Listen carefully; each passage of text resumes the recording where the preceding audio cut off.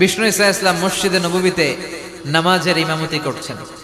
আল্লাহু আকবার বলে নামাজ শুরু করলেন, রুকু করলেন, রুকু থেকে দাঁড়িয়ে পড়লেন সামি আল্লাহু লিমান হামিদা।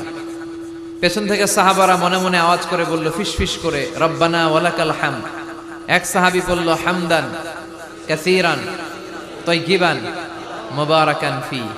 নামাজ শেষে বিষ্ণুই বললেন কে পড়েছো হামদান কাসীরান তাইয়িবান মুবারাকান ফি? এটা তো আমি শিখাই নাই, কে পড়েছো? এক সাহাবী বলে নবী আমি পড়েছি। কেন পড়েছো? আমি তো এটা শিখাই নাই। কই পাইছো? আমি নিজেই বানাইছি। সুবহানাল্লাহ কইবেন না? বিষ্ণুই বললেন আমি শিখাই নাই, তুমি পাইলা কই?